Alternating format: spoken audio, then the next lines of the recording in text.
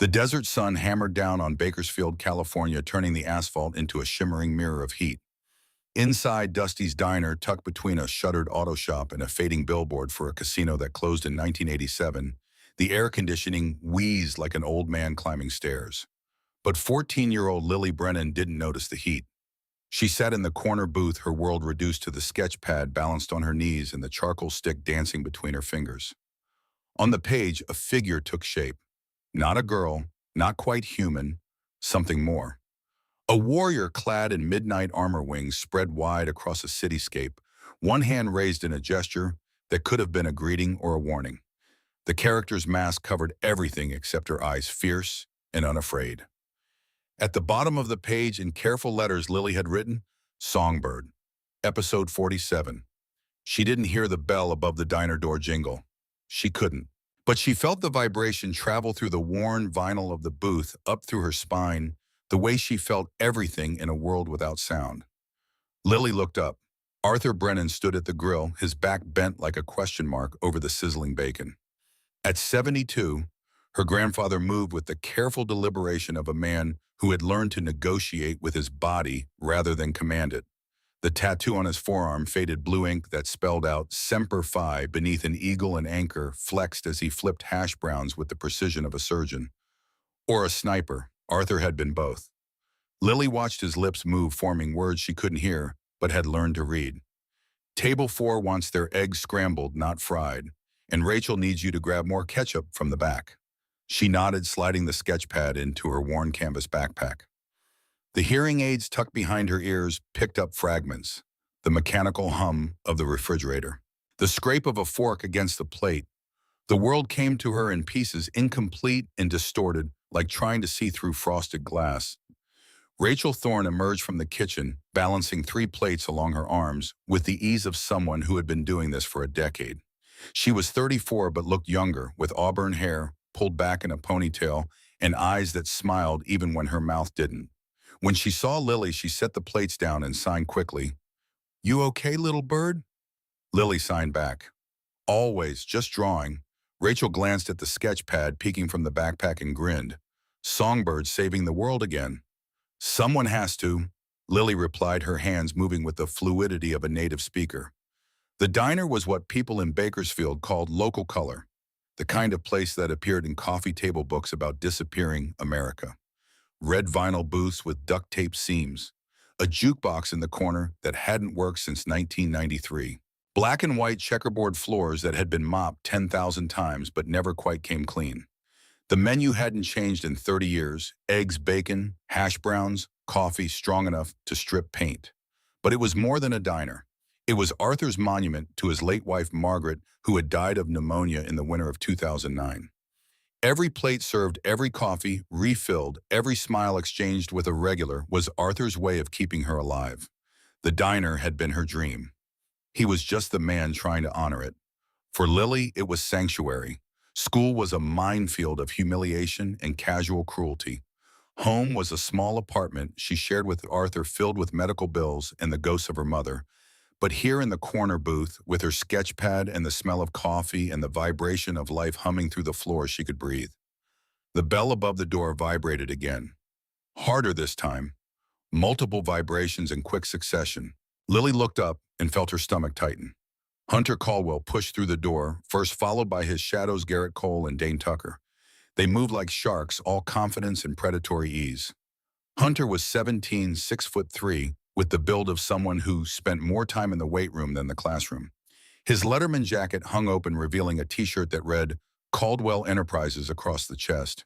His father's company, his father's legacy, his future throne. Garrett was the loudmouth, perpetually grinning like everything was a private joke only he understood. Dane was the enforcer, thick-necked and dead-eyed, the kind of kid who pulled wings off flies and felt nothing. They didn't sit. They prowled. Arthur looked up from the grill, his eyes narrowing. Rachel moved instinctively to stand between the boys and Lily's booth, but Lily didn't look away. She met Hunter's gaze and held it. Hunter's smile widened. He said something to Garrett, who laughed. Dane cracked his knuckles. Rachel crossed her arms. "You boys ordering, or you just here to take up space?" Hunter turned to her, his smile never wavering. "Just coffee, Rachel. and maybe some manners from the local charity case. Lily didn't need to hear the words. She read them on his lips. She'd been reading his insults for 6 months. They had started small, knocking her books off her desk, miming exaggerated sign language in the hallway, calling her the mute, loud enough for everyone to hear, but quiet enough that teachers pretended not to notice. Last month, Hunter had stolen her sketch pad during lunch and passed it around the cafeteria. Everyone had laughed at Songbird, at the idea that a deaf girl could create a hero, could create anything. Lily had gotten the pad back, but the damage was done. The laughter echoed in a silence she couldn't escape. Now standing in the diner, Hunter pulled out his phone. He held it up, pointing the camera at Lily. He mouthed words, slowly exaggerating each syllable. "Say hi to your fans, freak." Arthur slammed the spatula down. The sound reverberated through the diner like a gunshot. He started to move around the counter, but Rachel grabbed his arm. She shook her head. "Not worth it," her expression said. "Not here." Hunter laughed and turned away, leading his pack and toward the door.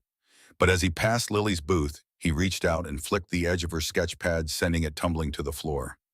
Lily's hands tightened into fists, but she didn't move, didn't react. She'd learned that reactions were what they wanted, fuel for their fire. The door swung shut behind them. The bell jingled. The diner exhaled.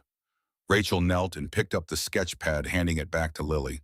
"You know he's just scared of you, right?" Lily signed. "It's scared of me. You're everything he's not." Rachel continued, speaking aloud while signing. "Smart, talented, actually worth something.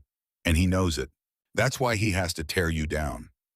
Lily wanted to believe that, but fear looked different in her experience. Fear didn't laugh. Fear didn't film. Arthur returned to the grill, but his hands shook as he cracked eggs into a bowl. Lily saw it, the tremor, the way he pressed his palm against his chest for just a moment like he was trying to hold something inside. She stood and walked to him, placing a hand on his shoulder. He turned and tried to smile, but it didn't reach his eyes. "I'm fine, little bird," he said, speaking slowly so she could read his lips. "Just old and tired of watching cowards pick on people who can't fight back." But you can't fight them, Lily thought. Not anymore. Not with your heart. Arthur had suffered his first heart attack 2 years ago. Mild, the doctor said. A warning. He was on medication supposed to avoid stress. But stress was unavoidable when you ran a failing diner in a town owned by men like Winston Caldwell. Winston Caldwell, Hunter's father, the man who owned half of Bakersfield and wanted the other half. Lily had seen him once stepping out of a silver Mercedes in front of the county courthouse. Tailored suit, silver hair, the kind of smile that never touched his eyes. He looked like a man who had never heard the word no and wouldn't recognize it if he did. The diner closed at 8. By 7:30, the last customer had left, and Arthur locked the front door. Rachel wiped down the counter while Lily restocked the napkin dispensers. The routine was comfortable, predictable, safe. But safety, Lily had learned, was always temporary. At 7:40, Arthur clutched his chest and dropped to his knees. Lily was facing away, her back to the counter. She didn't hear him fall, but she felt it. The vibration through the floor, sharp and wrong. She spun around and saw him on the ground, his face gray, his hand pressed to his sternum. Rachel was already moving, phone in hand, dialing 911. Lily dropped beside her grandfather, her hands hovering uselessly over his body. She didn't know what to do. CPR. But his eyes were open. He was breathing. Wasn't he? Arthur's hand found hers. He squeezed. Weak but there. His lips moved. "I'm okay." Just a twinge. But he wasn't okay. Lily could see it in the way his skin had gone the color of old paper, in the sweat beading on his forehead. The ambulance arrived in 11 minutes. Paramedics loaded Arthur onto a stretcher, asking questions Rachel answered because Lily's hands were shaking too badly to sign. They rolled him out of the diner into the flashing red and blue lights, into the unknown. Rachel grabbed Lily's shoulders. "He's going to be fine. You hear me? He's tough." But Lily didn't hear anything. The world had gone completely, utterly silent. At the hospital, they waited. Lily sat in a plastic chair that squeaked every time she shifted her weight. Rachel paced. The fluorescent lights buzzed overhead, a sound Lily felt more than heard, a pressure behind her eyes. A doctor emerged at 10:30. She was young Indian with kind eyes and tired hands. She spoke to Rachel, who translated into sign language. Mild cardiac episode, stress-induced. He's stable, but he needs rest. No work for at least 2 weeks, possibly longer. 2 weeks. The diner couldn't survive 2 weeks without Arthur. They were already barely scraping by. One bad week could sink them. Lily asked to see him. Arthur lay in a hospital bed that made him look smaller than he was. Tubes ran from his arm to an IV bag. A heart monitor beeped steadily beside him, the only sound in the room that Lily could actually hear through her aids. He saw her and smiled. "Hey, little bird." Lily sat in the chair beside the bed and took his hand. She didn't sign, didn't speak, just held on. Arthur's eyes drifted to the window where the lights of Bakersfield glittered in the distance. "You know what I learned in Vietnam," he said, speaking slowly. "I learned that the world is full of bullies. Big ones, small ones, the ones who wear uniforms and the ones who hide behind money. And I learned that if you don't stand up to them, they'll take everything. Your dignity, your home, your life." He turned back to her. "I also learned that you don't have to be loud to be strong. Some of the bravest men I ever knew never said a word. They just kept moving forward no matter what." Lily's throat tightened. She signed, "You need to rest. I need you to promise me something." Arthur continued, ignoring her. "If something happens to me—" "No." Lily signed sharply. "Don't. If something happens," he repeated, his voice firm despite the weakness in his body. "Don't let them take the diner. It's yours, your mother's, your grandmother's. It's our family. You understand, you fight for it." Lily nodded, tears blurring her vision. But she didn't know, not yet, just how hard that fight would become. The next morning, Rachel drove Lily to school. Normally, Arthur would drop her off in his ancient pickup truck, the one that smelled like coffee and motor oil. But Arthur was still in the hospital, and Lily's world had shifted on its axis. West Valley High School rose before them like a concrete fortress. 3,000 students, 67 clubs, one girl who couldn't hear. Lily walked through the front doors and felt the familiar weight settle on her shoulders. The stairs, the whispers she couldn't hear but could feel, the way people moved around her like she was a rock in a stream. Her locker was on the second floor near the bathrooms. She spun the combination lock 143209, her mother's birthday, and pulled it open. A note fell out. It was written in thick black marker on notebook paper, "Deaf and dumb, just like your dead mom." Lily's hands went numb. She stared at the words until they blurred. Then she crumpled the note and shoved it into her pocket. Behind her, someone laughed. She turned. Hunter Caldwell leaned against the locker's phone in hand filming. Garrett and Dane flanked him, grinning like hyenas. Hunter lowered the phone and mouthed, "Gonna cry." Lily didn't cry. She didn't scream. She closed her locker, picked up her backpack, and walked away. But in her mind, she was sketching. Every line of Hunter's face, every angle of his cruelty, every detail she would need to remember. Because Lily Brennan had learned something her grandfather hadn't taught her, something she'd discovered on her own. Silence wasn't weakness. It was patience. And patience was the first step to revenge. The rest of the school day passed in a haze. Lily moved from class to class, her mind elsewhere. Teachers spoke to her through interpreters, but she barely registered the words. Math, history, English. It all blurred together. At lunch, she sat alone in the courtyard, sketching in her pad. Songbird confronting a villain. A towering figure in a business suit with a smile full of teeth. She didn't give him a name. She didn't need to. Is that supposed to be someone? Lily looked up. Grace Caldwell stood above her, holding a lunch tray. She was 15, Hunter's younger sister, with the same sharp features, but softer eyes. Eyes that looked uncertain, almost afraid. Lily closed the sketch pad. She didn't sign, didn't speak, just looked at Grace with a question in her eyes. Grace sat down without being invited.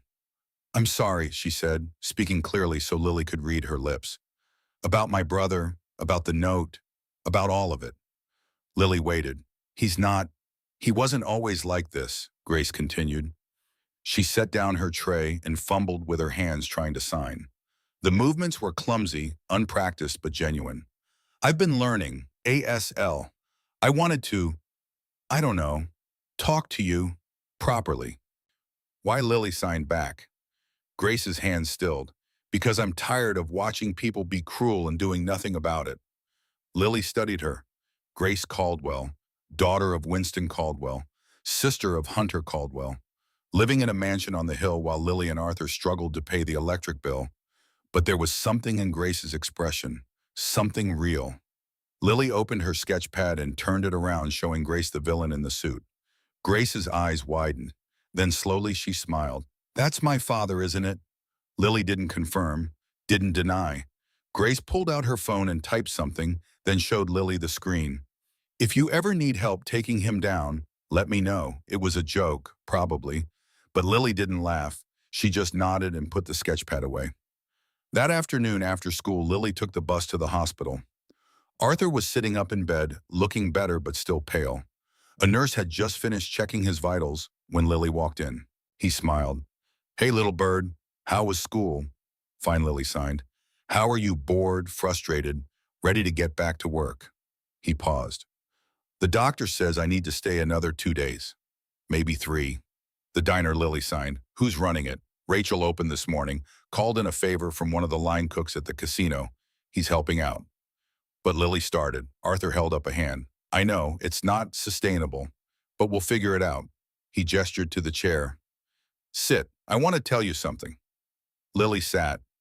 "Do you know why I call you Little Bird?" Arthur asked. "You've never told me," Lily signed. "Your mother used to sing to you before you lost your hearing. She had a beautiful voice, like a songbird." His eyes grew distant. "After the accident, after the fever that took your hearing, I thought you'd lost that part of her. But then I saw you drawing, creating, giving voice to things that don't speak. And I realized you didn't lose anything. You just found a different way to sing." Lily's eyes burned. She blinked rapidly, refusing to let the tears fall. Arthur reached out and took her hand. "Marcus is coming by later. You remember Marcus?" Lily nodded. Marcus Thorne, the man with the scarred hands and the motorcycle that sounded like rolling thunder. He came to the diner every Tuesday and Thursday with his crew. They always ordered the same thing, coffee black, and whatever pie was fresh. They tipped $20 on a $10 tab. "Marcus and I served together, different wars but same brotherhood. He's a good man. If anything happens to me, you can trust him." "Nothing's going to happen," Lily signed fiercely. But even as she signed it, she felt the lie in her bones. At 6 o'clock, Lily left the hospital and walked the 3 miles back to Dusty's diner. Rachel's car was in the parking lot along with 4 motorcycles parked in a perfect row. Inside, Marcus Thorne sat at the counter, a cup of coffee steaming in front of him. He was 55 but looked older, with a face carved from leather and granite. His arms were thick with muscle and tattoos. A faded Marine Corps emblem. The words Semper Fi, a ribbon that read David 1999 to 2015. His brother Jack sat beside him, younger and leaner, with grease under his fingernails and a perpetual half-smile. 2 other men Lily didn't recognize occupied the booth by the window. Rachel was behind the counter refilling Marcus's cup. When she saw Lily, she waved. Marcus turned, his eyes sharp gray, the kind that missed nothing, locked onto Lily. He stood and extended a hand. Lily shook it. His grip was firm but careful, like he was afraid he might break her. "How's your grandfather?" Marcus asked, speaking slowly and clearly. "Stable," Lily signed. Rachel translated. Marcus nodded. "Arthur's a tough old bastard. He'll pull through." He paused. "Rachel told me about the trouble at school. Hunter Caldwell and his boys." Lily's expression hardened. She signed, "It's nothing." "It's not nothing," Marcus replied.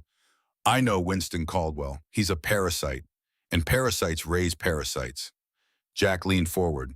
"You want us to have a talk with the kid?" Lily looked at Jack, then back at Marcus. She signed, "I can handle it." Marcus studied her for a long moment. Then he smiled, slow and approving. "I believe you can. But if you can't, you know where to find us." The bell above the door chimed. Lily felt the vibration and turned. Hunter Caldwell walked in, flanked by Garrett and Dane. The temperature in the diner dropped 20 degrees. Hunter stopped when he saw Marcus and the others. His swagger faltered for half a second, then returned. "Didn't know this place served bikers." Marcus didn't stand, didn't move. He just looked at Hunter the way a wolf looks at a rabbit. "We're paying customers." "You got a problem with that?" Hunter forced a laugh. "No problem, old man. Just surprised the health department hasn't shut this dump down yet." Rachel's jaw tightened. "You got 10 seconds to order or get out." Hunter ignored her. His eyes found Lily. "Hey, Mute, how's your grandpa? I heard he had a heart attack." "That's too bad. Real tragic." Lily stood, slowly, her hands formed fists at her sides. Marcus placed a hand on the counter. "Well, I'm going to give you one chance to walk out that door with all your teeth." Hunter laughed, but it was hollow, nervous. "You threatening me? My dad owns half this town. One phone call and you're all in jail." "One phone call," Jack said softly, "and you're in a ditch." The diner went silent. Hunter's face flushed red. He opened his mouth to say something, then thought better of it. He jerked his head toward the door. "Come on, this place smells like grease and failure anyway." The three of them left. But as Hunter passed Lily, he leaned in close and mouthed, "You're dead, freak." Then he was gone. Lily stood frozen, her heart hammering so hard she could feel it in her skull. Marcus turned to her.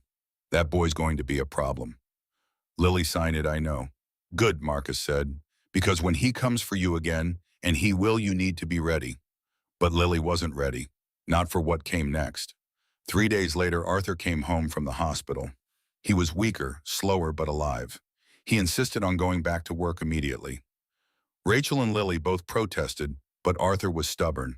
"I've got a business to run," he said. "I'm not letting some chest pain keep me down." For 2 weeks, things were almost normal. The diner opened, customers came. Marcus and his crew showed up every Tuesday and Thursday like clockwork. Then on a Friday morning, two men in gray suits walked through the door. They were from the county health department. Lily was restocking napkins when they arrived. She didn't hear them announce themselves, but she saw Arthur's face go pale. The men spent 3 hours tearing the diner apart. They inspected the kitchen, the bathrooms, the electrical wiring, the grease traps. They took photographs, wrote notes on clipboards, spoke to each other in hushed tones. Finally, they approached Arthur at the counter. The taller one handed him a document. Arthur read it, his hands trembling. Then he looked up at Lily and she saw something in his eyes she had never seen before. Defeat. Rachel snatched the document from Arthur's hands. Her face went white. She turned to the inspectors. "This is bullshit. We passed our inspection 2 months ago with an A rating." "We received an anonymous tip," the taller inspector said. "Multiple code violations, outdated wiring, structural hazards. As of this moment, Dusty's diner is closed pending full renovation." Arthur's voice was barely a whisper. "How much?" "To bring everything up to code, estimated at $50,000. You have 30 days to comply, or the property will be seized and auctioned." $50,000. They didn't have 5,000, barely had 500. The inspectors left. Arthur sat down at the counter and buried his face in his hands. Rachel paced furious. "This is Winston Caldwell. It has to be. He's been trying to buy this land for years." Lily stood in the middle of the diner, her mind racing. She thought of Hunter, of his smug smile, of his threat. "You're dead, freak." She pulled out her phone and opened the notes app. She typed, "This is my fault." Rachel saw and shook her head violently. "No, this is not your fault. This is powerful people being cruel because they can." But Lily knew better. Hunter had gone to his father. And Winston Caldwell had done what rich men do. He'd used the system to destroy them. That night, Lily couldn't sleep. She lay in her small bedroom staring at the ceiling. Her sketch pad sat on the desk, Songbird staring back at her from the page. What would Songbird do? Songbird wouldn't cry, wouldn't give up. Songbird would fight. At 2 in the morning, Lily got out of bed. She pulled on jeans, a hoodie, and sneakers. She grabbed her backpack. She left a note for Arthur, gone for a walk. Be back soon. Then she slipped out into the night. The Iron Brotherhood's clubhouse was 3 miles outside town, down a winding road bordered by scrub brush and darkness. Lily had never been there, but she knew where it was. Everyone in Bakersfield knew. She rode her bicycle, the only sound the crunch of gravel under her tires. The clubhouse appeared like a fortress, its chain-link fence topped with barbed wires. Motorcycles lined up in perfect formation, a single light burning above the steel door. Lily dropped her bike and walked up to the gate. She didn't know what she'd say. Didn't know if they'd even see her. She just stood there, gripping the cold metal, hoping someone would notice. 10 minutes later, the door opened. Jack Thorne stepped out, wiping grease from his hands with a red rag.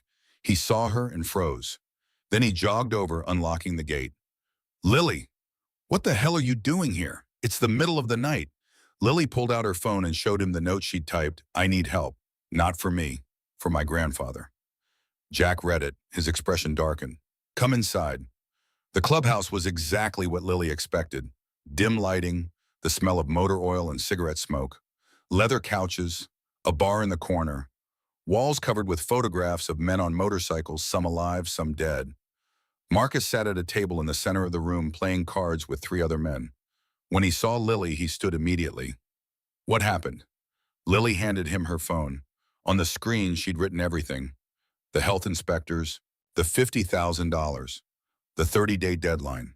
Winston Caldwell. Marcus read it twice, then he passed the phone to Jack. Arthur know you're here? Marcus asked. Lily shook her head. Marcus pulled out a chair. Sit. Lily sat. Marcus sat across from her. For a long moment, he just looked at her, studying, evaluating. Then he said, you came here to ask of money. Lily shook her head and typed, I came to ask for a plan. Marcus's eyebrows rose. A plan? Lily nodded and typed furiously. Winston Caldwell has been trying to buy my grandfather's land for years. He used the health department to force us out. It's illegal, but he has power, money. We don't. But you do, not money power. Respect. You could help us fight back, not with fists, with the law, with public pressure, with the truth. Marcus read the message, then he smiled, slow and dangerous. Jack, he said without looking away from Lily, call a church meeting. I want every brother here by sunrise. Boss, now. Jack left. Marcus leaned forward. You know what you're asking for, little bird? You're asking us to go to war with the richest man in this county. Lily met his eyes and typed, I'm asking you to fight for what's right. Marcus laughed, a deep rumbling sound. Arthur raised you well. He stood. Get some rest. We've got work to do. And for the first time in days, Lily felt something she hadn't felt since Arthur collapsed. Hope. The Iron Brotherhood's clubhouse looked different in daylight, less menacing, more worn. The chain-link fence sagged in places, held together by determination and rust. The motorcycles gleamed despite their age, each one maintained with the kind of devotion usually reserved for lovers or children. Lily had fallen asleep on a leather couch in the corner, her backpack clutched to her chest like armor. She woke to the rumble of engines. Through the grimy window, she watched as motorcycles poured into the compound. 10, 20, 30. Men in leather cuts bearing the Iron Brotherhood patch dismounted, their faces hard and weathered. Marcus appeared beside her holding a cup of coffee. He set it on the table and signed clumsily. Good morning. Lily sat up disoriented. Morning light, Lily signed back. How long did I sleep? 4 hours. Marcus gestured to the coffee. Rachel's on her way. I called her. She's bringing Arthur. Panic flashed across Lily's face. Grandfather will be angry. Probably, Marcus agreed, but he'll get over it. What you did last night took guts, coming here alone. At night, most men twice your age wouldn't have the spine. The door burst open. Rachel stormed in, her face a mask of fury and relief. Behind her, Arthur moved slowly, one hand pressed to his chest. He looked older in the morning light, smaller. Rachel's hands flew in rapid sign language. Do you have any idea how worried we were? You left a note saying you'd be back soon. That was 8 hours ago. I'm sorry, Lily signed. I had to do something. Arthur lowered himself into a chair across from Lily. He didn't sign, just looked at her with those eyes that had seen too much war, too much loss. Tell me, he said quietly. Lily pulled out her phone and showed him everything she'd typed the night before. The plan, the reasoning, the ask. Arthur read it in silence. When he finished, he handed the phone back and turned to Marcus. You agreed to this? I did. Winston Caldwell will destroy you. Marcus leaned back in his chair, his expression unreadable. Winston Caldwell is going to try. But here's what that parasite doesn't understand. I've been shot at by people who actually knew how to kill. I've buried brothers who were worth 10 of him. And I've spent 40 years learning that the worst thing you can do to a bully is refuse to be afraid. Arthur's jaw tightened. This isn't your fight. Yes, it is. Marcus's voice was quiet but absolute. You saved my life in '72, Da Nang. You remember? Arthur said nothing. I was pinned down behind a burned-out truck, Marcus continued, bleeding from shrapnel. You dragged me 300 yards under fire. The doc said I'd have bled out in 5 more minutes. He leaned forward. I owe you a life debt, Arthur, and I don't forget my debts. The room fell silent except for the ticking of an ancient clock on the wall. Finally, Arthur spoke. What's the plan? Marcus stood and walked to a corkboard on the wall. It was covered with photographs, maps, newspaper clippings. He pulled down a photo of Winston Caldwell, shaking hands with the mayor. Winston Caldwell, Marcus said, is what we call a systems operator. He doesn't get his hands dirty. He uses lawyers, inspectors, city council members, people who look legitimate. But every system has a weakness. Jack stepped forward, unrolling a blueprint on the table. We've been doing homework. Winston's tried this move before, 12 times in the last decade. Small businesses, family operations, anyone sitting on land he wants. He uses the health department, fire marshal building inspectors, forces them to close, then swoops in with a lowball offer when they're desperate. How is he not in jail? Rachel asked. Because it's technically legal, Jack replied. Inspectors have discretion. If they want to enforce every code to the letter, they can shut down half the businesses in California. Winston just makes sure they enforce it on the people he wants gone. Lily typed on her phone. So how do we stop him? Marcus smiled. We make him the story instead of the diner. We go public, big and loud. Force the media to pay attention. Once there's scrutiny, Winston's pet inspectors won't be able to hide behind just following procedure. Arthur frowned. Media costs money, advertising PR. We don't need advertising, Marcus interrupted. We need spectacle. Over the next hour, Marcus laid out the plan. It was ambitious, reckless, possibly illegal in places, but it was brilliant. The Iron Brotherhood would call in every chapter from California, Nevada, Arizona. A rally, a fundraiser, a public demonstration of community support for a veteran-owned business being crushed by corporate greed. We'll raise the $50,000, Marcus said, but more importantly, we'll put Winston on the defensive, make him answer questions, make him sweat. Lily listened, her mind racing. It could work, but there was something missing, something they weren't seeing. She typed, we need proof, not just accusations. Proof that Winston is behind this. Everyone turned to look at her. She's right, Jack said.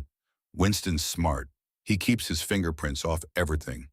We need documentation, emails, phone records, something concrete. Rachel crossed her arms. And how exactly do we get that break into his office? Lily's phone buzzed. A text message. From Grace Caldwell. I heard about the diner, I'm sorry. If there's anything I can do, please tell me. Lily stared at the message. An idea formed. Dangerous. Possibly stupid. But possible. She typed a response. Can you access your father's computer? The reply came 30 seconds later. Why, Lily? Because I need you to send me everything you can find about Dusty's diner. Emails, documents, anything. A long pause, then, that's illegal, Lily. So is what he did to my grandfather. Another pause. Longer this time. Finally, I'll try. No promises. Lily showed the exchange to Marcus. His expression was unreadable. That's Winston's daughter, he said. I know, Lily typed. You trust her? I don't know, but she's all we have. Marcus nodded slowly. Then we move forward. Jack, start making calls. I want every charter within 500 miles here by Saturday. Rachel talked to the local media. Plant the seed that something big is happening. And Lily. He fixed her with a hard stare. You stay safe. No more midnight bike rides. Winston doesn't know you're the one pushing this yet. Let's keep it that way. Lily nodded, but even as she agreed, she knew staying safe wasn't an option anymore. The next 3 days blurred together. Arthur returned to the diner despite doctor's orders, determined to keep it open as long as legally possible. Rachel worked double shifts. Lily went to school, endured Hunter's harassment, and waited. On Wednesday, Grace approached her in the library. She looked nervous, her eyes darting around like she expected to be caught. She sat down across from Lily and slid a flash drive across the table. Everything's on there, Grace whispered. Emails between my father and the health inspector. Payment records. A list of other businesses he's targeted. She paused. If my father finds out I did this. Lily placed her hand over Grace's. Thank you, she signed. Grace's eyes filled with tears. Hunter's my brother, but I'm not like them. I'm not. I know, Lily signed. That night, Lily plugged the flash drive into Arthur's ancient laptop. Rachel and Marcus crowded around as files populated the screen. Email after email. Winston to Health Inspector Gerald Morrison. Promises of campaign contributions. Threats, instructions to find violations at specific addresses. Jesus Christ, Rachel breathed. This is a smoking gun. Multiple smoking guns. Marcus pulled out his phone. Silas needs to see this, tonight. Silas Montgomery arrived at midnight. He was 58, silver-haired, with the kind of sharp eyes that could dissect a contract at 50 paces. He'd been a corporate lawyer for 20 years before joining the Iron Brotherhood.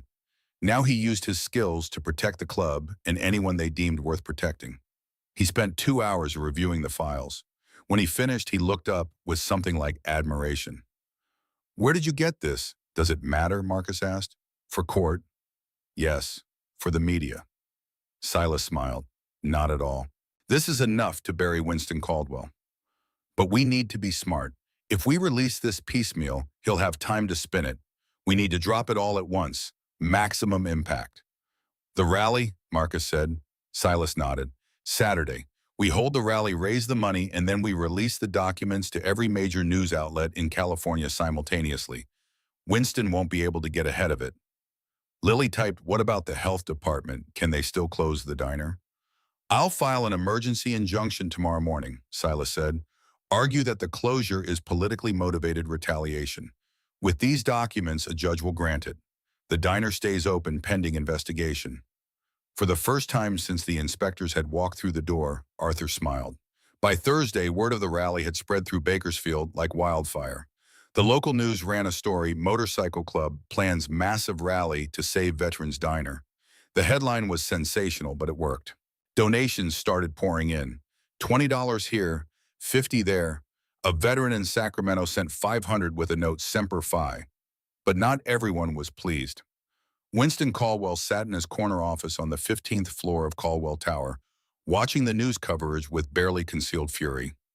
His assistant, a nervous woman named Patricia, stood by the door waiting for instructions. "Find out who's organizing this," Winston said, his voice cold. "I want names, addresses, leverage." "Yes, sir." "And call Douglas. Tell him I need the police ready on Saturday. If those bikers they get out of line, I want them in jail." Patricia hesitated. "Sir, Chief Douglas has been cautious about direct involvement since the Thompson investigation." Winston's eyes snapped to her. "I don't pay him to be cautious. I pay him to follow orders. Make the call." Patricia fled. Winston turned back to the window, his reflection ghostly in the glass. Below, Bakersfield sprawled in every direction. His city, his empire. No one challenged Winston Caldwell. Not twice. Friday morning, Hunter cornered Lily in the school parking lot. She was unlocking her bicycle when she felt the impact. Someone had shoved her from behind hard. She sprawled onto the asphalt, her palms scraping against gravel. She rolled over. Hunter stood above her, flanked by Garrett and Dane. His phone was out recording. "Heard your little biker friends are planning a party," Hunter said, speaking slowly so she could read his lips. "My dad's going to crush them. Then he's going to bulldoze that shithole diner.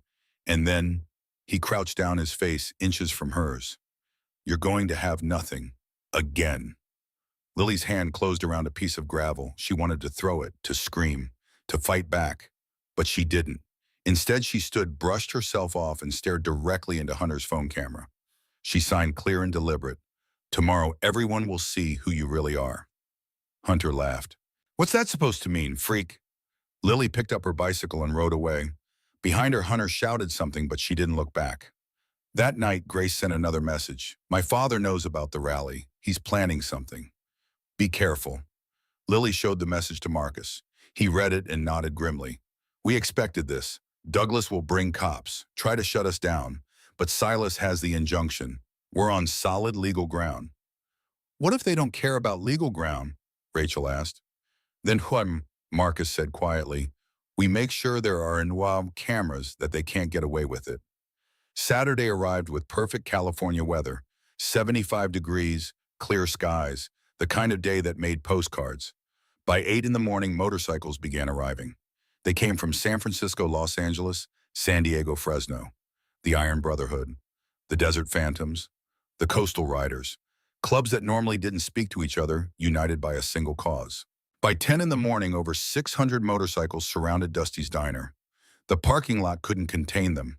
They spilled onto the adjacent empty lots, lined the highway for half a mile in both directions.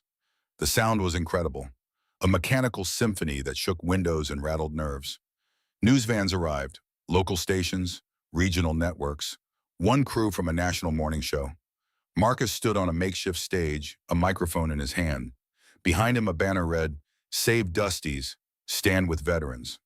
Arthur sat in a folding chair on the stage, looking overwhelmed. Lily stood beside him, her heart pounding. Rachel moved through the crowd with collection buckets.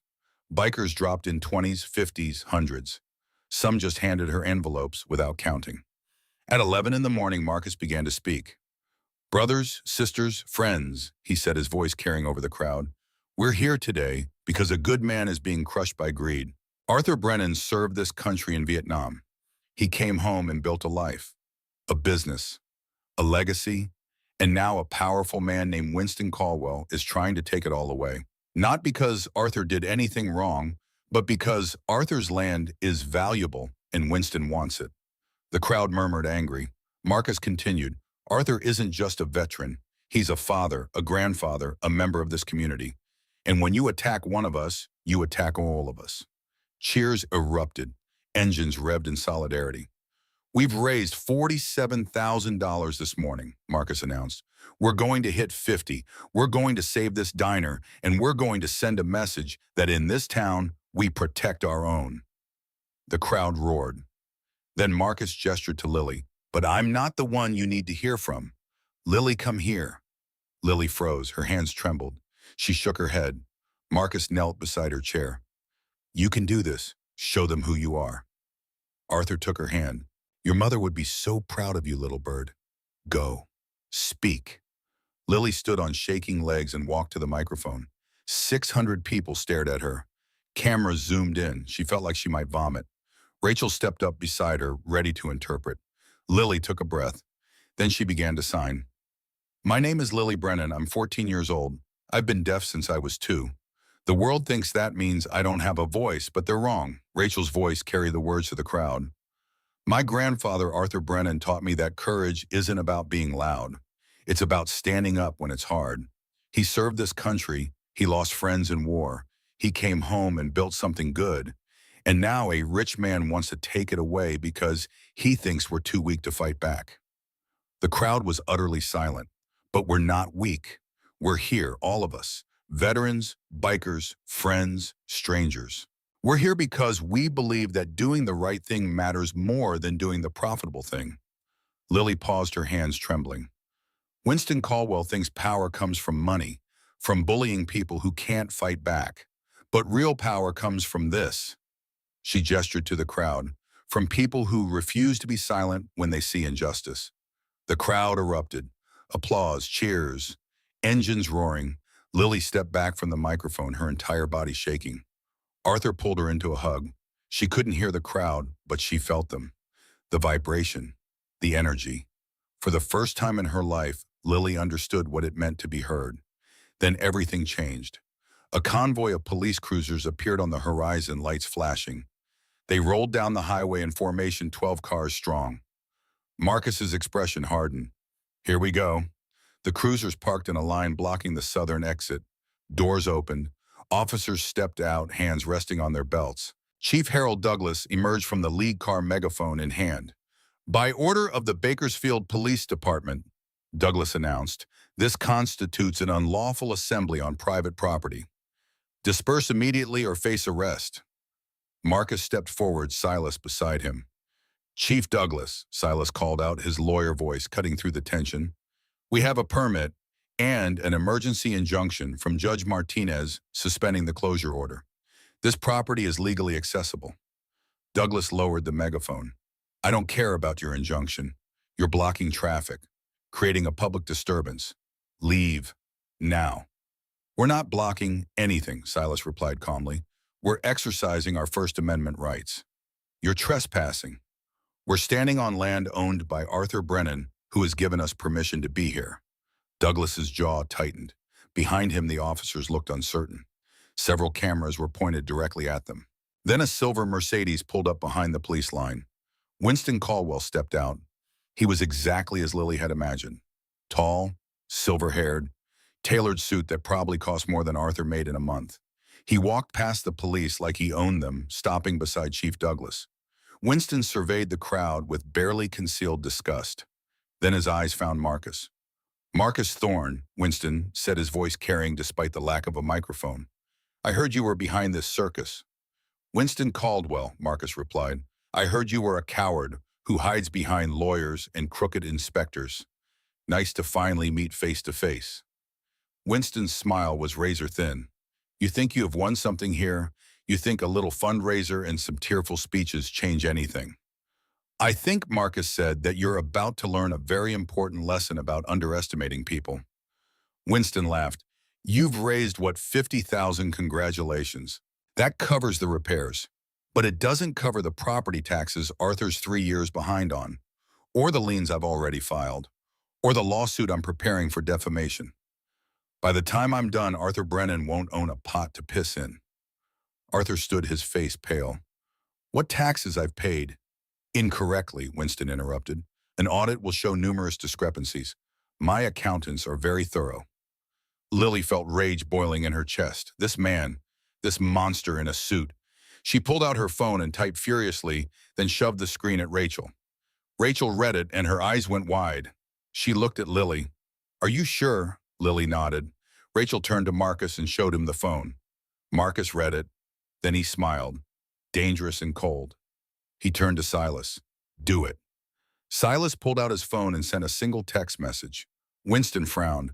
"What are you—" Every phone in the crowd buzzed simultaneously. Reporters checked their devices. News producers looked at their screens in shock. Silas had just released every document from Grace's flash drive to every media outlet in California. Emails, payment records, the entire conspiracy. A reporter shouted, "Mr. Caldwell, is it true you bribed Health Inspector Morrison to target 12 small businesses?" Another, "Did you use campaign contributions to influence city officials?" Winston's face went from confident to horrified in 3 seconds. Those documents are stolen, illegally obtained." "Actually," Silas said calmly, "they were provided by a concerned citizen exercising their right to expose corruption. And even if they were obtained illegally, the media is free to publish them." New York Times versus United States, 1971. Winston turned to Douglas. "Arrest them."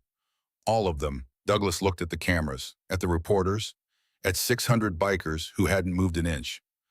"On what charge?" Douglas asked quietly. "I don't care. Make something up." And that was the moment Chief Harold Douglas realized his career was over. That sentence, captured on a dozen cameras, would end him. Douglas took a step back. "I'm not arresting anyone." Winston's composure shattered. "You work for me." "I work for the city," Douglas said. Then quietly, "Not anymore." He turned and walked back to his cruiser. His officers followed. The convoy pulled away, leaving Winston standing alone. The crowd erupted in cheers. Winston's eyes swept the scene. The cameras, the bikers, the diner he tried so hard to destroy. Then his gaze landed on Lily. She met his eyes and signed slowly, deliberately, "You lose." Winston said nothing. He turned and walked back to his Mercedes. As he drove away, someone in the crowd started chanting, "Save Dusty's! Save Dusty's!" 600 voices joined in. The sound was deafening. Marcus raised his hands for quiet. When the crowd settled, he spoke into the microphone. "We raised $62,000 today. Every penny goes to Arthur Brennan. And if Winston Caldwell wants to come after this diner again, he's going to have to go through all of us." The roar that followed shook the earth. Lily stood on the stage, tears streaming down her face. Not from sadness, from something else. Something she'd never felt before. Victory. But the fight wasn't over yet. The aftermath of the rally spread through Bakersfield like a wildfire through dry brush. By Sunday morning, Lily's speech had been viewed 17 million times across social media platforms. News outlets from CNN to Fox News ran segments about the deaf girl who stood up to corporate greed. The hashtag #SaveDustys trended nationally for 48 hours. But inside the small apartment she shared with Arthur, Lily sat at the kitchen table staring at her phone with growing dread. The messages had started Saturday night, anonymous accounts, burner numbers, all saying variations of the same thing. You made a big mistake. Your grandfather's going to pay for this. We know where you live. Arthur noticed her expression over his morning coffee. What's wrong? Lily showed him the messages. His jaw tightened. I'm calling Marcus, he said, reaching for his phone. No, Lily signed. This is what they want, to scare us into hiding. These are threats, Lily. Real ones. I know, she signed, but if we run, Winston wins. Arthur studied her for a long moment. His little bird had grown talons. Your mother would have said the exact same thing. 20 minutes later, Marcus arrived with Jack and two other Iron Brotherhood members. They swept the apartment, checked the locks, installed security cameras Arthur couldn't afford. Marcus positioned a brother on a motorcycle outside, rotating shifts every 6 hours. You're not alone in this, Marcus told Lily. Winston wants you scared. We're going to make sure you stay safe. But safety was an illusion, and they all knew it. Monday morning, Lily returned to West Valley High School. The moment she walked through the doors, she felt a shift. Students stared, but differently than before. Some with admiration, some with fear. Many pulled out phones to record her, hoping to catch the viral girl in her natural habitat. Hunter Caldwell was conspicuously absent. In third period, Grace slipped into the empty seat beside Lily. Her face was pale, dark circles under her eyes. She signed clumsily, "Thank you for not using my name." Lily signed back, "Are you okay?" Grace's hands trembled as she replied, "My father knows someone gave you those files. He's interrogating everyone in the house. Servants, accountants, he hired a private investigator. Will he find out it was you?" Grace's eyes filled with tears. Eventually, she paused, then signed, "I don't care anymore. What he did to your family. To all those families, I'm ashamed to be his daughter." "You're not him," Lily signed firmly. "You proved that." Grace wiped her eyes and pulled out her phone. She typed, "There's something else you need to know. My father met with someone yesterday, a man from Sacramento. They talked about permanent solutions to the problem." Lily's blood ran cold. What kind of solutions? I don't know. But my father was smiling when the man left. That terrified me more than anything. Lily showed the message to Marcus that afternoon at the diner. His expression went dark. "Permanent solutions," Marcus repeated. "That's contractor speak. Winston's hiring someone to do his dirty work." "Like what?" Rachel asked, her voice sharp with fear. "Vandalism, arson. Or worse," Jack said quietly. Arthur set down the coffee pot he'd been refilling. "Maybe we should close. Just for a while, until this blows over." "It won't blow over," Marcus said. "Winston's reputation is destroyed. His political connections are cutting ties. He's facing criminal investigations in 3 counties. A man like that backed into a corner. He becomes dangerous." Lily typed on her phone. "So what do? We prepare," Marcus said. "And we make sure Winston knows that if anything happens to you or Arthur, it won't be quiet. It'll be front-page news." Over the next 3 days, the Iron Brotherhood essentially moved into Dusty's diner. Brothers took shifts watching the parking lot, the alley, the street. They were visible, obvious, a deterrent wrapped in steel and conviction. Contractors arrived to begin the repairs mandated by the health department. But these weren't Winston's people. They were union workers Marcus had called in favors from men who took pride in their work and couldn't be bribed or intimidated. The electrical wiring was replaced. The grease traps cleaned and modernized. The building inspector who came to verify the work was a woman from the state level assigned specifically because the county inspectors were under investigation. She signed off on everything. Dusty's diner was officially up to code, but the real battle was just beginning. Thursday evening, Grace called Lily's phone. Her voice was panicked, even through text-to-speech. "My father's gone. He left the house 2 hours ago with a suitcase. I heard him on the phone talking about Mexico. I think he's running." Lily showed the message to Marcus. He immediately called Silas. "If Winston's fleeing, he knows something we don't," Silas said over speakerphone. "The FBI investigation must be moving faster than expected. Or he's already put something in motion," Marcus finished. "Something he wants to be far away from when it happens." Arthur's face went pale. "The diner." "Get everyone out," Marcus ordered. "Now." Rachel was already moving, ushering the evening customers toward the exit. "Everyone out. Health emergency, move." Confused patrons grabbed their coats and hurried out. Within 3 minutes, the diner was empty except for Lily, Arthur, Marcus, Jack, and Rachel. Marcus walked slowly through the space, his eyes scanning every corner. If Winston hired someone to send a message, how would they do it? Fire, Jack said.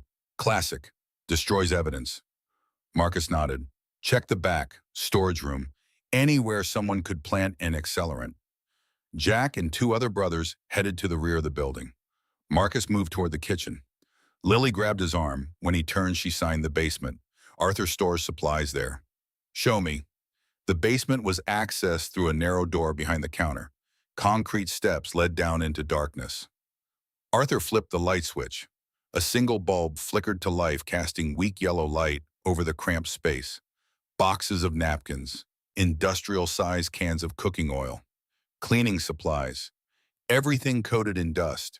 And in the far corner, barely visible behind a stack of boxes, a red digital timer.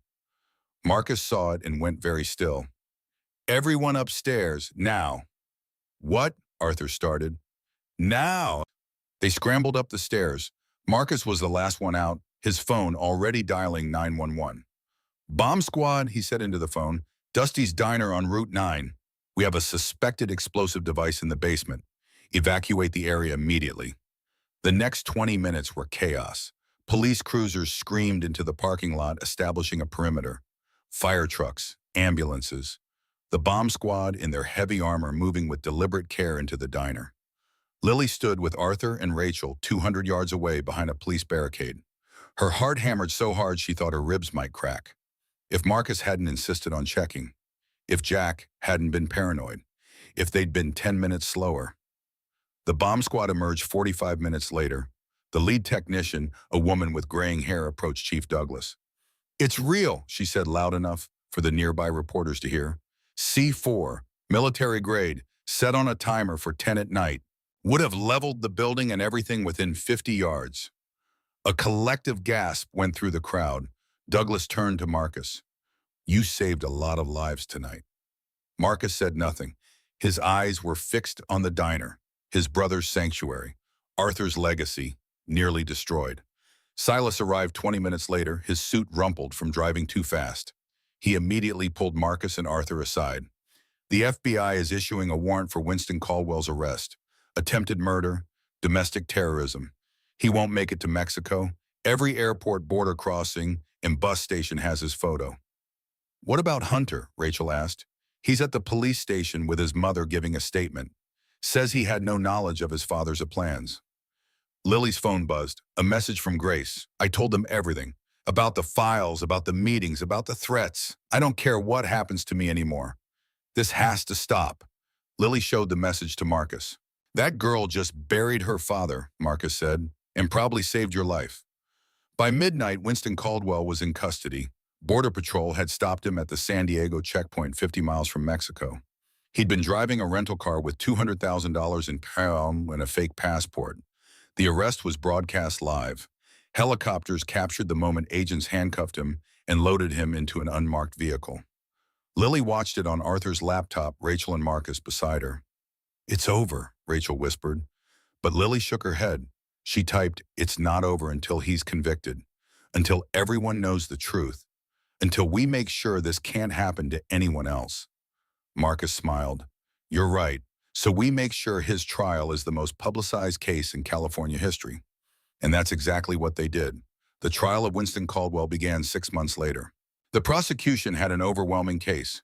The documents Grace had provided testimony from 12 business owners Winston had targeted, financial records showing bribes and illegal payments, and the physical evidence of the bomb.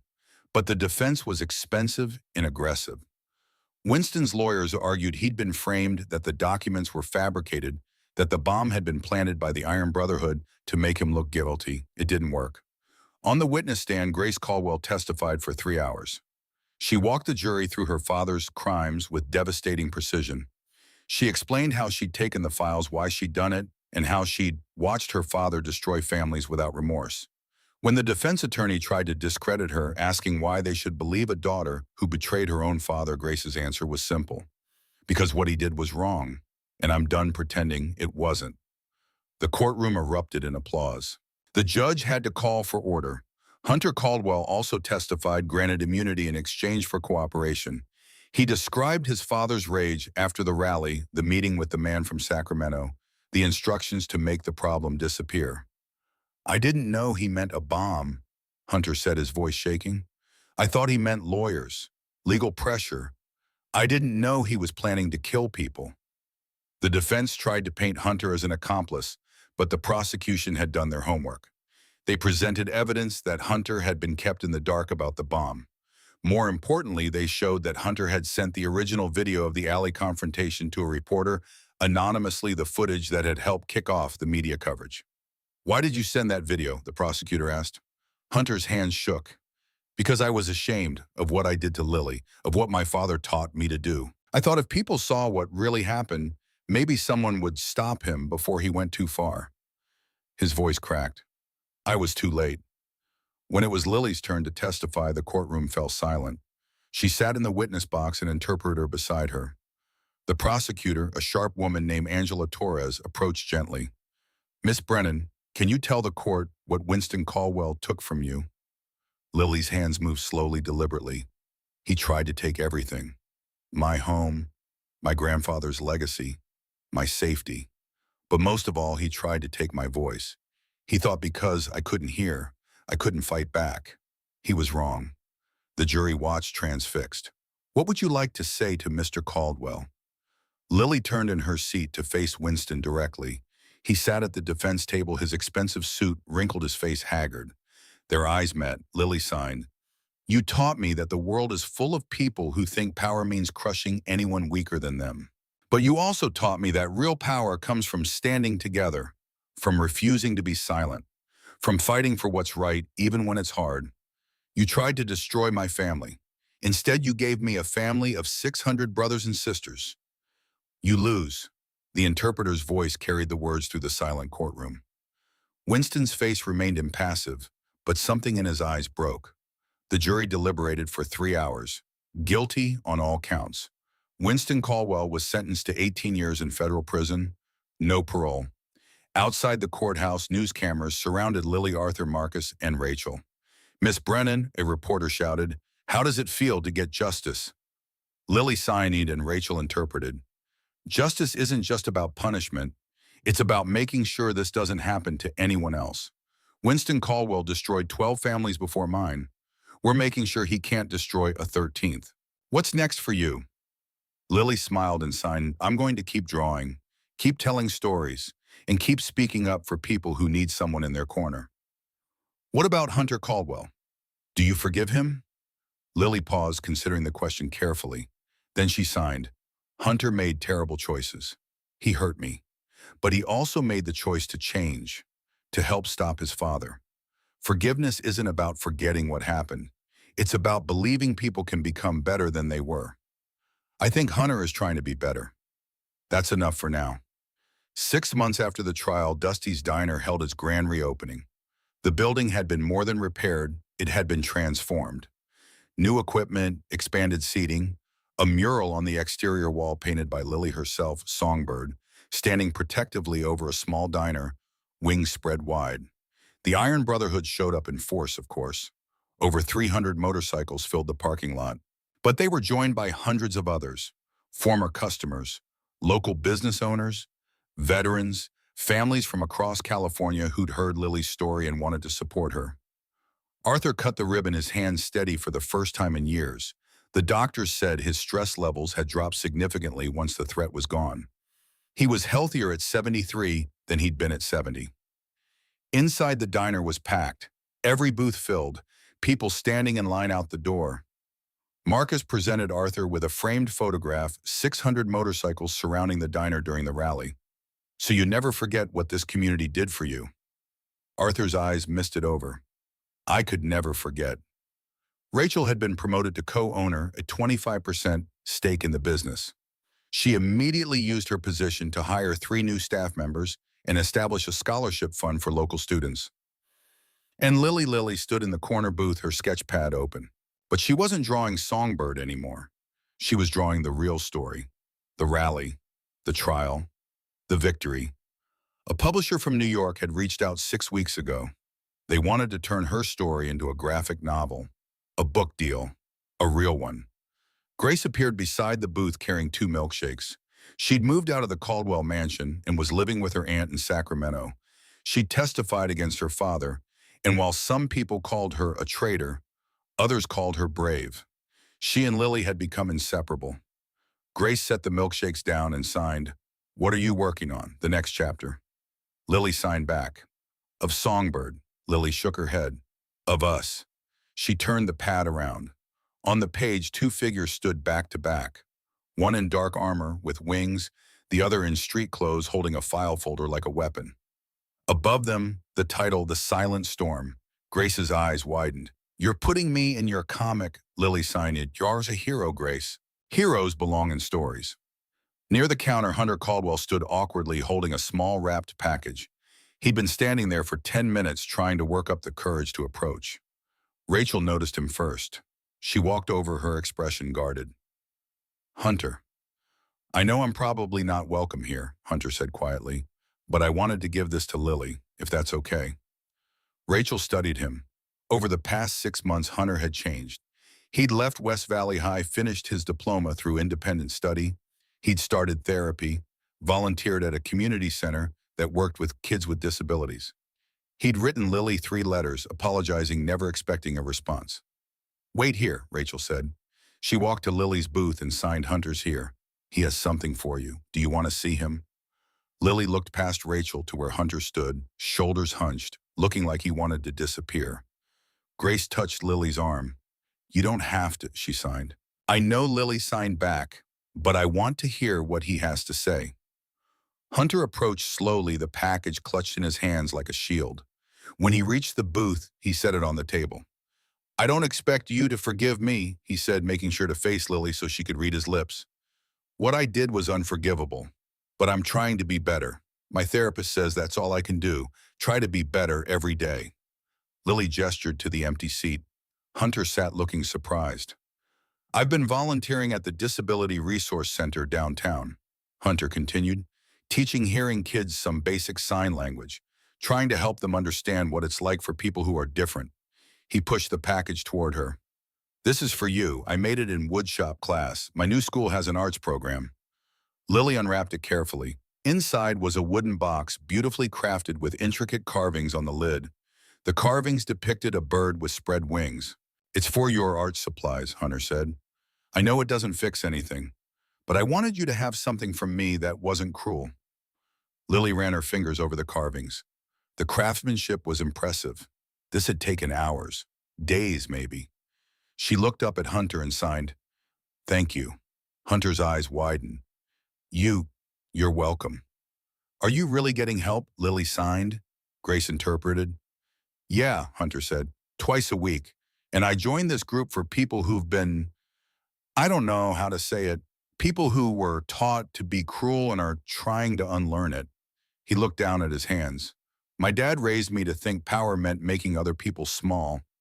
I'm learning that was wrong. That real power is using what you have to lift people up." Lily signed, "That's what Marcus taught me." "Marcus Thorne is a better man than my father ever was," Hunter said. "I wish I'd learned that sooner." Grace reached over and squeezed her brother's hand. It was the first physical affection she'd shown him in months. "I should go," Hunter said, standing. "But Lily, thank you for not giving up on the idea that people can change." Lily signed in, "Don't thank me yet. Show me through your actions. Prove you meant what you said." Hunter nodded. "I will. I promise." He left and Lily placed the wooden box carefully beside her sketch pad. It would hold her charcoals and pencils. Every time she opened it, she would remember that people could change. That redemption was possible, but it had to be earned. That night, after the last customer left and the diner closed, the core group gathered in the corner booth. Arthur, Marcus, Jack, Rachel, Lily, Grace. Marcus raised his coffee cup. "To Arthur Brennan, who taught us all that you don't back down from a fight even when the odds are impossible." "To Lily Brennan," Arthur countered, "who proved that the quietest voice can make the loudest impact." "To family," Rachel added, "the ones we're born with and the ones we choose." They clinked cups, coffee, water, and in Grace's case, hot chocolate. Lily looked around the table at these people who had become her world. The grandfather who'd raised her, the waitress who'd become a sister, the biker who'd become a protector, the brother who'd become a friend, the girl who'd become a hero. She pulled out her phone and typed a message, then turned it around for everyone to see. Thank you for teaching me that you don't need to hear to have a voice. You just need the courage to use it. Marcus read it and smiled. You never needed us to teach you that, little bird. You had it all along. 4 years later, Lily Brennan stood on the stage at the California Arts Institute wearing a cap and gown. At 18, she was graduating with honors, a full scholarship to the Rhode Island School of Design in her pocket, and a best-selling graphic novel series to her name. The Silent Storm had sold over 2 million copies. The story of a deaf girl and her unlikely allies standing up to corruption had resonated across the world. There was talk of adapting it for television. In the audience, Arthur sat in the front row, his chest covered in medals from the ceremony honoring veteran families. Beside him, Marcus and Rachel, Jack and his wife. Grace, now studying political science at Berkeley, determined to fight corruption from the inside. And behind them, a row of Iron Brotherhood members in their formal cuts, sitting with the kind of quiet pride usually reserved for their own children. When Lily's name was called, the auditorium erupted, a standing ovation that lasted 3 full minutes. Lily walked across the stage, accepted her diploma, and turned to face the crowd.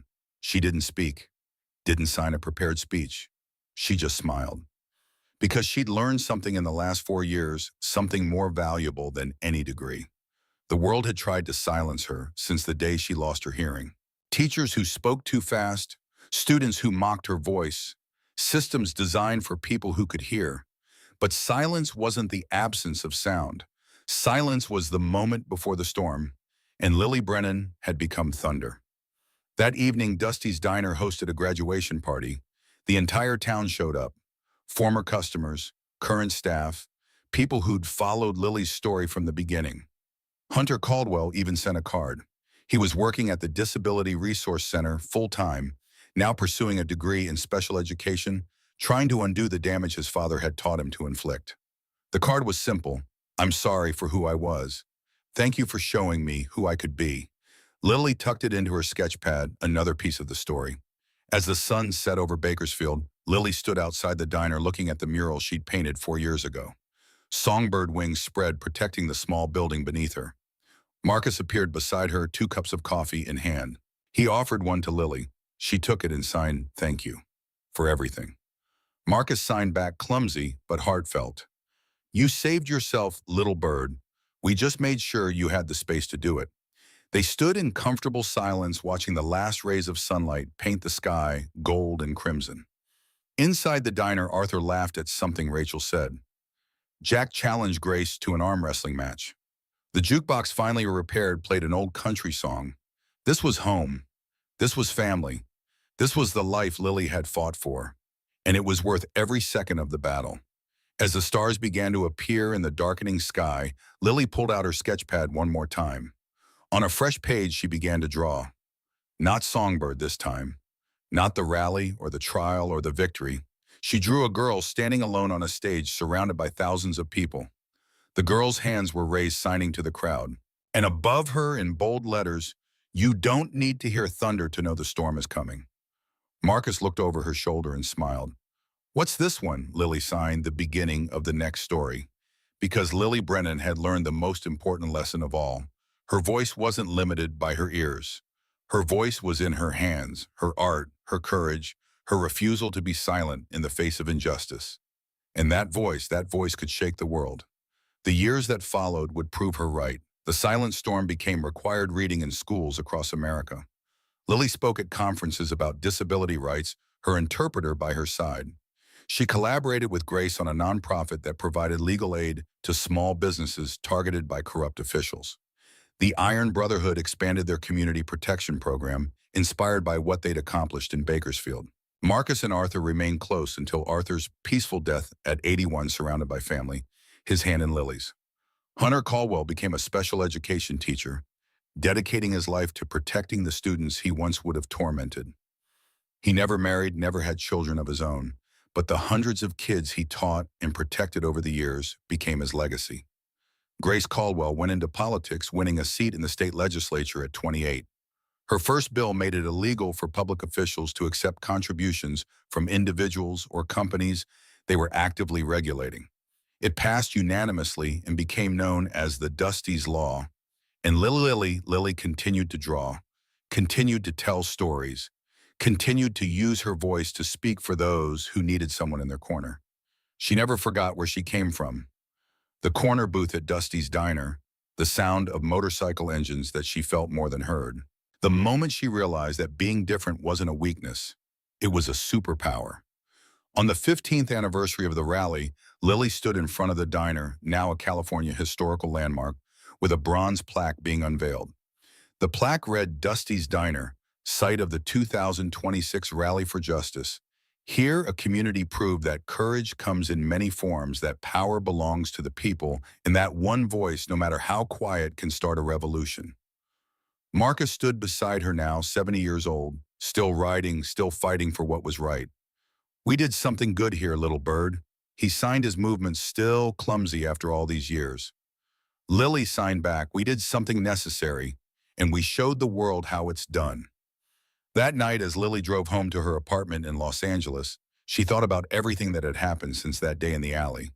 The fear, the anger, the determination, the victory. She thought about Winston Caldwell serving his sentence in a federal prison, about Hunter teaching a classroom of kids with learning disabilities, about Grace fighting corruption from within the system, about Arthur, whose legacy lived on in every cup of coffee served at the diner, about Marcus and the Iron Brotherhood, who taught her that family wasn't about blood. It was about showing up when it mattered most. And as Lily parked her car and walked into her building, she felt the vibration of her phone. A message from a young girl in Ohio who'd read The Silent Storm. "Dear Lily, I'm 12 years old and I'm deaf like you. Kids at school make fun of me, but I read your book and now I know I'm not alone. Thank you for giving me hope. Thank you for showing me that I have a voice too." Lily sat on her couch and cried. Not from sadness, from purpose. Because this was why she'd fought. Why she'd stood up when it would have been easier to stay down. Why she'd refused to let Winston Caldwell or Hunter or anyone else make her small. So that girls like her, boys like her, kids who felt invisible and unheard would know they weren't alone, would know they had power, would know that silence wasn't the end of their story, it was just the beginning. Lily pulled out her laptop and began to type a response. As her fingers moved across the keyboard, she smiled. Because Lily Brennan had learned the most important truth of all. The world would always try to silence those who were different, those who didn't fit, those who challenged the way things had always been. But the world had never met anyone quite like her, and it never would again. Thunder doesn't ask permission to be heard, it simply roars, and Lily Brennan had become the storm that changed everything.